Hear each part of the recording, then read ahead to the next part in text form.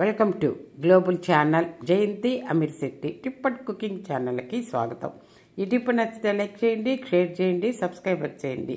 అప్పటికప్పటికి మనం మామిడికాయ ఆవకాయ తినాలనిపిస్తుంది అనుకోండి, అప్పటికప్పటికి తయారు చేసుకొని టెంకి లేకుండా ఉట్టి దబ్బల పచ్చడండి ఇట్లా కోసుకొని దబ్బలన్నీ శుభ్రంగా మామిడికాయలు తెచ్చాక కడిగి బాగా ప్యాన్ కింద ఆరబెట్టి ఇట్లా ముక్కలుగా కోసుకొని దాంట్లో బాగా కోసుకోవాలండి. కోసుకొని ముక్కలుగా పెట్టుకోవాలా.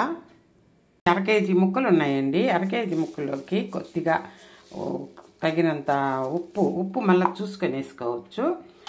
కారం ఏమో ఒక గిద్ద కారం అండి. ఒక మామూలుగా అరకేజీకి, కేజీకి అయితే పావుసేరు కదా, అరకేజీకి గిద్ద కారం వేయాలా.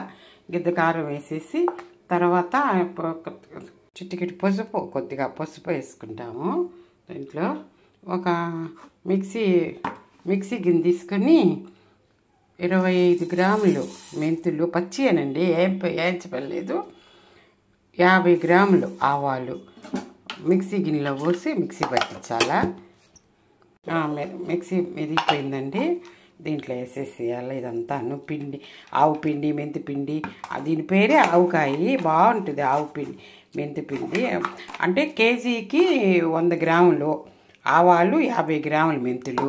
ఈ అరకేజీ కాబట్టి 50 గ్రాముల ఆవాలు, 25 గ్రాముల మెంతులు వేసేసి కాసింత ఇంగవ, ఎక్కువ వద్దండి ఇంగవ, కొద్దిగా ఇంగవ వేయాలా.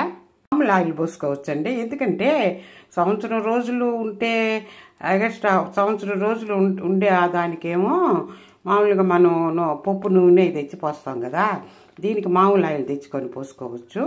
మామూలు నేనేమో ఇది ఆయిల్ పోసాను, రిఫైండ్ ఆయిల్. మామూలుగా మన కూరల్లో రోజువారీ ఆయిల్లోనే ఇట్లా పోసి పెట్టేసుకుంటే గుమ్మగుమ్మలాడే ఆవకాయ రెడీ. మరుసటి రోజు చూడండి ఎంత బాగా వచ్చేసిందను. ఒక్క ముక్క వేసుకొని వేడి అన్నంలో వేసుకొని తింటే బిర్యానీ ఏం పనికి వస్తుందండి ఆవకాయ ముందర. ఆవకాయ ఒక్క ముద్ద, పెద్దోళ్ళు ఒక్క ముద్దతో ఆవకాయ తినండి, మామూలు అన్నం తినరు. ఈ మధ్య స్పెషల్గా వచ్చింది కదా ఆవకాయ బిర్యానీ అని.